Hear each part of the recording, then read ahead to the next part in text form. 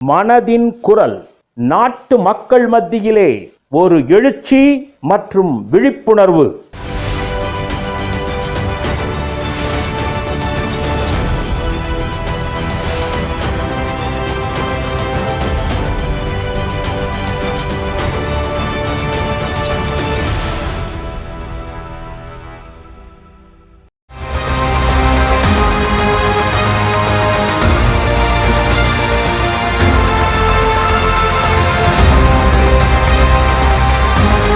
साल 2014 नए संकल्प का साल, कई ऐसी पहल का साल जो भविष्य में देश और दुनिया में मिसाल बनी।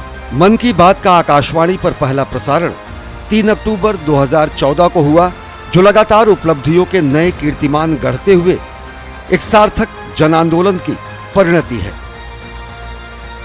महज 9 वर्षों में ही मन की बात जनतंत्र में संचार तंत्र से जन सरोकार की अभिव्यक्ति का अद्भुत मंच बनकर उभरा है। समाज में हाशिए पर पड़े अनेक मुद्दों को जब प्रधानमंत्री ने अपनी मन की बात कार्यक्रम में साझा किया, तो देखते ही देखते एक छोटा सा आह्वान जन आंदोलन में बदल गया।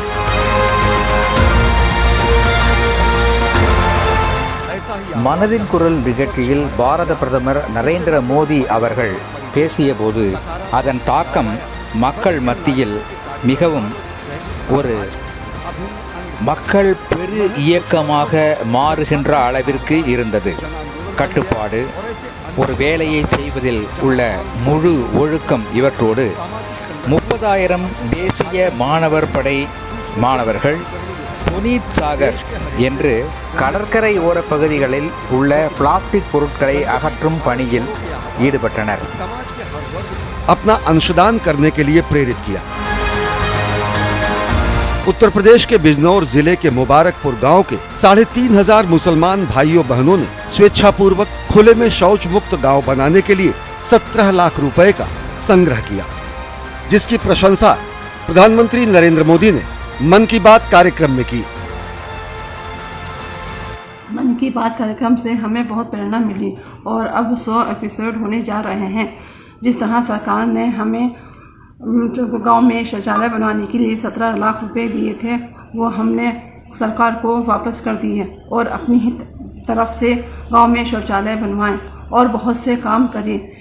हमें मन की बात कार्यक्रम सुनकर प्रेरणा मिलती है। हमने गांव वालों के साथ मिलकर सरकारी बिना सरकारी मदद के अपना गांव ODF किया और 17.5 लाख रुपए गाँव वापस कर दिए। सर, जो हमारे पहले प्रधान थे किस्मत जहाँ पिछले टर्म में, उनके कार्यकाल में भी काम सही रहा, साफ़ सफाई भी अच्छी रही, और अब हमारी आयशा परवीन है, इनके कार्यकाल में भी अच्छा काम हो रहा है, साफ़ सफाई ठीक है, कोई दिक्कत गांव में नहीं। हमारे गांव में जो पहले शौचालय का जो पैसा आया था वापस हुआ, उसमें हमारे गांव का नाम आया, मोदी जी ने नाम हमारे गांव का, पूरे भारत ने हमारे गांव का नाम सुना। एक और सरकारी स्तर पर देश स्वच्छ भारत अभियान चला रहा था, तो ये प्रधानमंत्री के आह्वान का असर था कि इसे जनता सामुदायिक स्तर पर तन मन धन से साकार करने में जुट गई। सरकारी मदद इमदाद से अलग ऐसे अनेक उदाहरण हैं जहां लोगों ने अपने व्यक्तिगत प्रयास से इस महायज्ञ में अपना अंशदान किया। ये जो मोदी जी ने हमारा उदाहरण रखा है, तो उन्होंने कहा है मेरी बात आपके समझ में आए या न आए, मगर चंद्रकांत जी की बात आपके समझ में आएंगी। वो अपने पेंशन के 1/3 पेंशन स्वच्छ भारत अभियान के लिए देते हैं। मैं तो देश का पंतप्रधान हूँ, उनसे 1000 दफ़ा आगे भागना चाहिए और मैं चंद्रकांत जी से प्रेरणा लेता हूँ।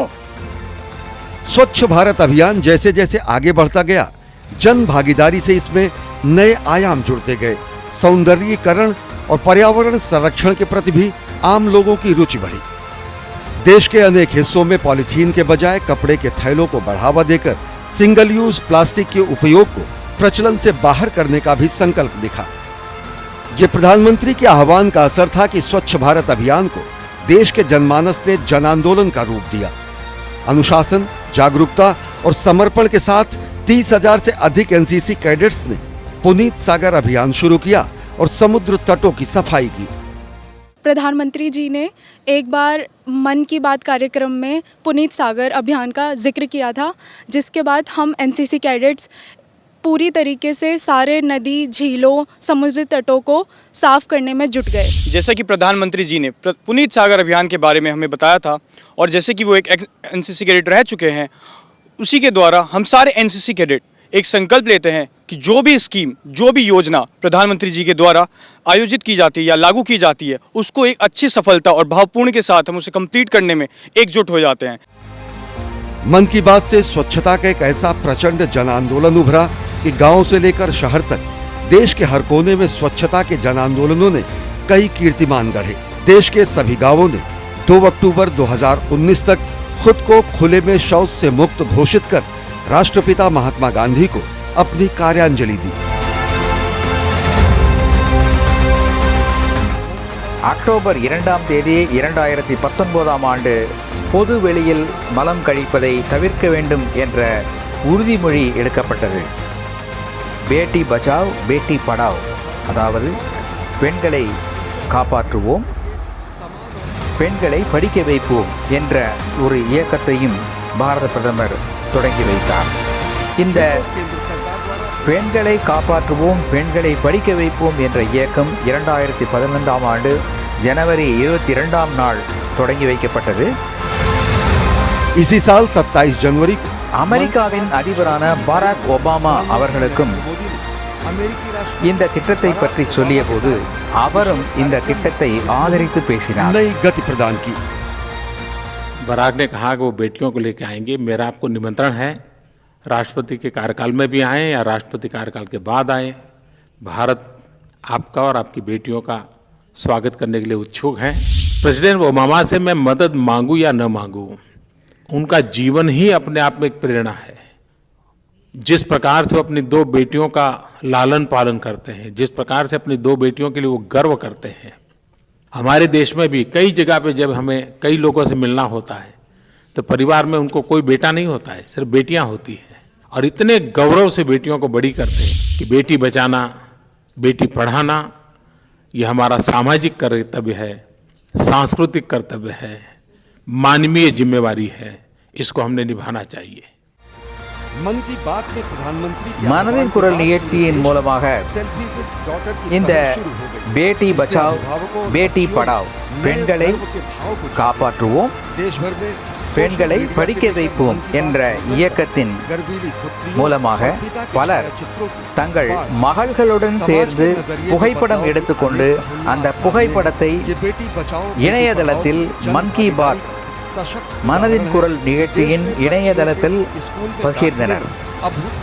ஏராளமான மக்கள் இந்த நிகழ்ச்சியில், இந்த இயக்கத்தில் ஆர்வத்தோடு பங்கேற்றனர். अनेक मौकों पर प्रधानमंत्री नरेंद्र मोदी ने बेटियों के समान अधिकार और सम्मान के लिए प्रबल आह्वान किया।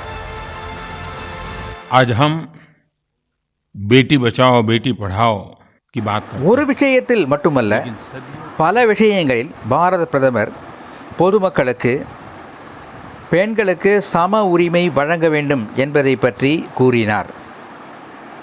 அவர் ஸ்கந்த புராணத்திலிருந்து ஒரு ஸ்லோகத்தை எடுத்துக்காட்டி, தசபுத்திர சமாகன்யா தசபுத்திர ந பிரவர்த்தையாத், அதாவது ஒரு பெண் குழந்தை 10 ஆண் குழந்தைகளுக்கு சமம் என்பதை போன்ற ஒரு ஸ்லோகத்தை உதாரணமாக எடுத்துக்காட்டி மக்களுக்கு இந்த விஷயத்தை பற்றி சொல்லியிருந்தார். और तभी तो हमारे समाज में नारी को शक्ति का दर्जा दिया गया है। बेटी बचाओ बेटी पढ़ाओ का उद्देश्य कन्या भ्रूण हत्या की कुत्सित मानसिकता पर कुठाराघात और बालिका शिक्षा को बढ़ावा देना था। आंकड़े इसकी सफलता की कहानी खुद बयां करते हैं। जन्म के समय लिंगानुपात में साल 2014-2015 के आंकड़ों में मौजूदा समय में अभूतपूर्व वृद्धि हुई है। 2014-2015 में ये जहां 903 था, तो साल 2021-22 में ये बढ़कर 939 हो चुका है। बेटी बचाओ बेटी पढ़ाओ का असर देश में लिंगानुपात पर ही नहीं पड़ा, बल्कि लड़कियों की शिक्षा में भी वृद्धि देखने को मिली। लड़कियों के सकल पंजीयन अनुपात यानी ग्रॉस इनरोलमेंट रेशियो में इजाफा हुआ और स्कूल ड्रॉप आउट में भी अभूतपूर्व कमी आई। शिक्षा उन्नति के लिए बहुत आवश्यक है और ख़ास करके बालिका शिक्षा, क्योंकि बालिकाएं हमारे देश के लिए एक आदर्श माँ का काम भी करती हैं। तो माननीय प्रधानमंत्री जी के आह्वान के बाद से GER बढ़ रहा है और बड़ा है, जो हम देख रहे हैं, और ये निरंतर बढ़ता रहेगा। और बालिकाओं का जो GER बढ़ना और उनका शिक्षा के क्षेत्र में आगे बढ़ना, ये समाज की प्रगति के लिए बहुत आवश्यक है। பெண் குழந்தைகளை காப்பாற்றுவோம், பெண் குழந்தைகளை படிக்க வைப்போம் என்கின்ற இந்த இயக்கமானது பெண் குழந்தைகளுக்கு கல்வி அளித்தல் எவ்வளவு முக்கியமானது என்பதை சொல்லுகின்ற ஒரு இயக்கமாக மாறியது. இது பற்றி நமக்கு கிடைத்திருக்கின்ற அந்த எண்ணிக்கைகள், அந்த எண்கள் இது எவ்வளவு ஒரு வெற்றிகரமான இயக்கமாக மாறியிருக்கிறது என்பதை நமக்கு சொல்லுகிறது. 36 புள்ளிகள் ஆண் பெண் அந்த பாலின விகிதாதாரத்தில் உயர்வு 2014-15 ஆண்டில் ஏற்பட்டிருக்கிறது. 2014-15 ஆண்டில் இந்த புள்ளி விகிதாச்சாரம் 903 இருந்தது. இது 2021-22 939 மாறியிருக்கிறது. இதை போலவே பெண்களின் கல்வி விஷயத்திலும் gross enrolment ratio of girls என்று சொல்லுகின்ற பள்ளியில் பெண்களை சேர்க்கும் விகிதம் 2014-15 ஆண்டோடு ஒப்பிடும்போது 2021-22 ஆண்டில் 79.4 79.4 விழுக்காடாக இருந்திருக்கிறது. இது 4% அதிகரிப்பாகும். मन की बात के विविध प्रसंगों में अनेक प्रसंग देश के अन्नदाता किसानों को समर्पित रहे। आत्मनिर्भर भारत का रास्ता अगर देश के गांव की पगडंडियों से होकर गुजरता है तो सबल भारत, सशक्त भारत की नींव हमारे खेत खलिहानों में पड़ती है। आत्मनिर्भर भारत के लिए जरूरी है किसान की आत्मनिर्भरता, किसान की समृद्धि और किसान की आय में बढ़ोतरी। प्रधानमंत्री नरेंद्र मोदी ने अपने लोकप्रिय कार्यक्रम मन की बात में अनेक बार खेत खलिहान और किसान का खास जिक्र किया। 3 अक्टूबर 2014 को मन की बात के पहले ही संस्करण में प्रधानमंत्री ने देश की आवाम, नौजवान और किसान को देश की शक्ति बताया। मन की बात में धरती पुत्र की ही नहीं, धरती के सेहत की भी चिंता प्रधानमंत्री को रही। 2016-17 குளிர்கால பயிர்களின் விளைச்சல் ஒவ்வொரு ஏக்கரிலும் 3 முதல் 4 மடங்கு அதிகரித்தது. ஒவ்வொரு ஏக்கரிலிருந்தும் வருமானம் 4 முதல் 6000 ரூபாய் வரை அதிகரித்தது. இது மட்டுமல்லாமல் மண்ணின் தரத்திலும் மேம்பாடு காணப்பட்டது. உரத்தின் பயன்பாடு குறைந்த காரணத்தால் பொருளாதார ரீதியாக சேமிப்பும் ஏற்பட்டது. இது எனக்கு மிகுந்த மகிழ்ச்சியை. साल 2017 के मन की बात के 38वें संस्करण में प्रधानमंत्री ने इसका खास जिक्र किया। स्वस्थ धरा, खेत हरा का मंत्र और किसानों की आय बढ़ाने वाला तंत्र। नीतियों में अगर प्रधानमंत्री कृषि सिंचाई योजना, मृदा स्वास्थ्य कार्ड, परंपरागत कृषि योजना जैसे नए आयाम जोड़े गए तो पर ड्रॉप, मोर क्रॉप जैसे उपायों से खेती में उत्पादन बढ़ाने और लागत कम करने के लिए कई अहम कदम उठाए गए। आज परंपरागत खेती के खांचे से निकलकर प्रगतिशील कृषि के अनेक उदाहरण देश के हर कोने में दिखते हैं। जब से प्राइम मिनिस्टर नरेंद्र मोदी जी ने मेरा नाम ले लिया और इस गांव का भी नाम ले लिया, पूरे डिस्ट्रिक्ट पुलवामा का नाम ले लिया, तो ये तब से मैं ये पूरा वर्ल्ड में छाया हुआ कि पूरा वर्ल्ड मुझे जानता है। ऑर्गेनिक यानी जैविक खेती पर प्रधानमंत्री नरेंद्र मोदी का विशेष आग्रह है। मन की बात के कई अंकों में पूर्वोत्तर में हो रही जैविक खेती की उपलब्धियों को बताते हुए प्रधानमंत्री ने दूसरे राज्यों के किसानों को भी इसके लिए प्रेरित किया। प्रधानमंत्री द्वारा जैविक खेती को बढ़ावा देने के आह्वान ने देश के अनेक प्रगतिशील किसानों को आगे की राह दिखाई।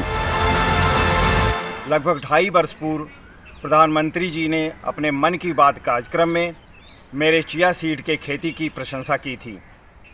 प्रधानमंत्री जी से राष्ट्रीय स्तर पर अपना नाम और अपने खेती की प्रशंसा सुन करके मुझे बहुत ही आश्चर्य हुआ, जिससे मेरा उत्साह बहुत बढ़ गया और अब मैं अपने को बहुत ही ऊर्जावान महसूस करता हूँ। प्रधानमंत्री जी के आह्वान आत्मनिर्भर भारत की तरफ मैं चिया सीड फसल को एक जन आंदोलन बनाने में प्रयासरत हूँ, जहाँ पर लोग चिया सीड की खेती या चिया सीड के बारे में या इसके गुणों के बारे में नहीं जानते थे और जिसका आयात बाहर देशों से होता था। अब इसके खेती अपने ही देश में दिन पर दिन बढ़ती हो जा रही है, जिससे कि किसान लाभान्वित हो रहे हैं। उत्तराखंड के पर्वतीय क्षेत्र में कुछ किसान देश भर के किसानों के लिए कैसे प्रेरणा के स्रोत बने, इसका खास जिक्र प्रधानमंत्री नरेंद्र मोदी के कार्यक्रम में रहा। किसान कल्याण के साथ ही प्रधानमंत्री के मन की बात कार्यक्रम में पर्यावरण संरक्षण का भी जिक्र प्रमुखता से रहा।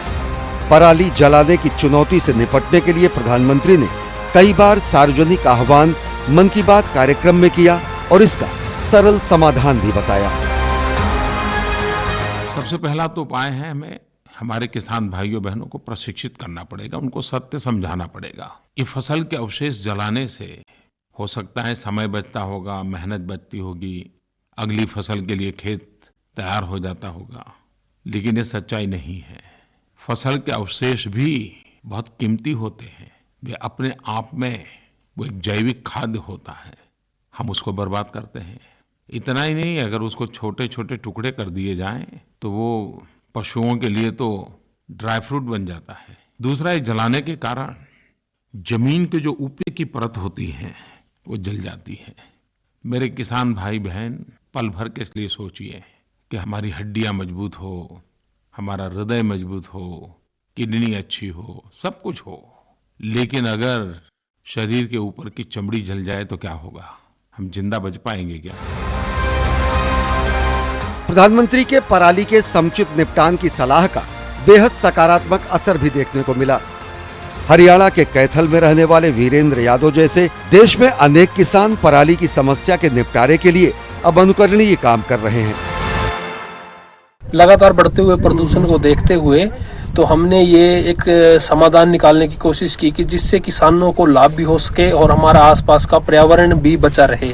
तो इसके लिए हमने कृषि विभाग से संपर्क किया, तो उन्होंने बताया कि आप पराली से गांठ बनाने की मशीन ले सकते हैं, जो कि एक कमाई का जरिया भी है और आप इससे बहुत सारे लोगों को रोजगार भी दे सकते हैं।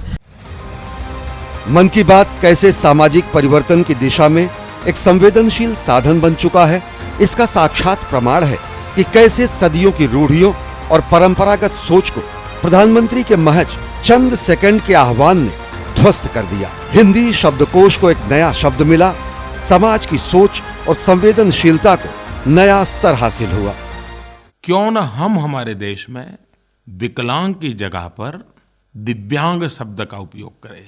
ये वो लोग हैं जिनके पास वो ऐसा एक अंग है या एक से अधिक ऐसे अंग हैं जिसमें दिव्यता है, दिव्य शक्ति का संचार है, जो हम सामान्य शरीर वालों के पास नहीं है।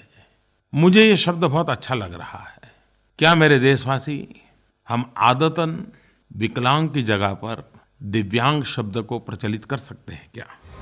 प्रधानमंत्री के मात्र एक आह्वान से आज सामाजिक प्रचलन से विकलांग शब्द का प्रयोग का पूर्णतया लोप हो चुका है और एक सकारात्मक सोच और सम्मानजनक संबोधन की स्वीकार्यता हर ओर है। चाहे जम्मू कश्मीर में आतंकवादियों की गोलियों का शिकार हुए जावेद अहमद हो या फिर अहमदाबाद के दिलीप चौहान, समाज में विशिष्ट कार्य कर रहे ये विलक्षण व्यक्तित्व हमेशा दूसरों के लिए प्रेरणा स्रोत बने हैं।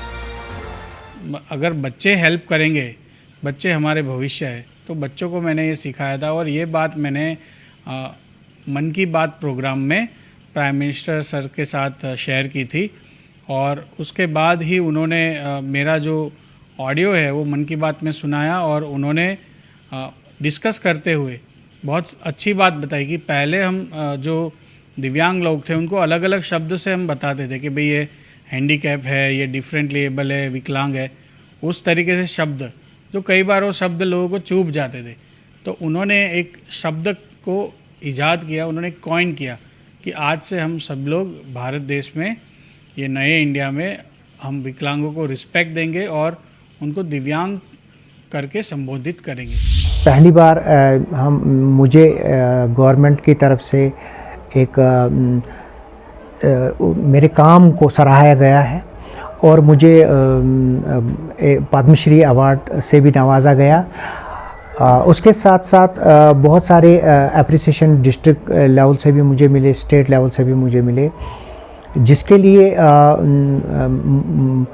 मैंने यही देखा है कि जब इंसान खुलूस नियत से काम करता है और अपना जो मिशन होता है उस पर एक ईमानदारी के साथ काम करता है तो ज़रूर हमें सराहा जाता है। शारीरिक चुनौतियों से विजय पाकर अदम्य साहस और सकारात्मकता के प्रतीक दिव्यांग जन की हर विशिष्ट उपलब्धि को प्रधानमंत्री ने न केवल अपनी मन की बात कार्यक्रम में इसका उल्लेख किया बल्कि उनसे मिलकर उनका उत्साहवर्धन भी किया। फरवरी 2017 के अंक में प्रधानमंत्री द्वारा दृष्टिबाधित T20 विश्व कप विजेता टीम के विजय का उल्लेख हो या विश्व पैरा एथलेटिक्स ग्रां प्री 2018 में पदक वीरों का खास जिक्र, प्रधानमंत्री ने हमेशा खेल जगत में दिव्यांगों की उपलब्धियों पर पूरे देश को गर्व का बोध कराया। खेल ही नहीं, हर क्षेत्र में दिव्यांग जनों को समान अवसर और सम्मान सुनिश्चित करने के अनेक प्रयास प्रधानमंत्री नरेंद्र मोदी के नेतृत्व में केंद्र सरकार ने किए हैं। गत सितंबर महीने के அன்றாட வாழ்க்கையில் நாம் இப்படிப்பட்ட சில நண்பர்களை சந்திக்கிறோம். இவர்கள் ஏதோ வகையான ஒரு உடல் ரீதியான சவாலை எதிர்கொள்கிறார்கள். சிலரால் கேட்க முடியாது என்றால் சிலராலோ வாய்மொழி மூலம் தங்களை வெளிப்படுத்த இயலாது. இப்படிப்பட்ட நண்பர்களுக்கெல்லாம் மிகப்பெரிய துணையாக இருக்கிறது சைன் லாங்குவேஜ், சைகை மொழி. ஆனால் பாரத நாட்டிலே பல்லாண்டுகளாக ஒரு பெரிய கடினம் என்னவென்றால் இந்த சைகை மொழிக்கான எந்த ஒரு தெளிவான சைகைகளும் தீர்மானிக்கப்பட்டதில்லை, தரநிலைகள் இருக்கவில்லை. இந்த இடர்களை களையவே 2015ஆம் ஆண்டிலே Indian sign language research and training centre, இந்திய சைகை மொழி ஆய்வு மற்றும் பயிற்சி மையம் நிறுவப்பட்டது। साल 2014 से शुरू हुआ ये सिलसिला अब अपने शतकीय पड़ाव की ओर अग्रसर है और साथ ही जारी है सामूहिक चेतना के नवजागरण से राष्ट्र निर्माण का महायज्ञ।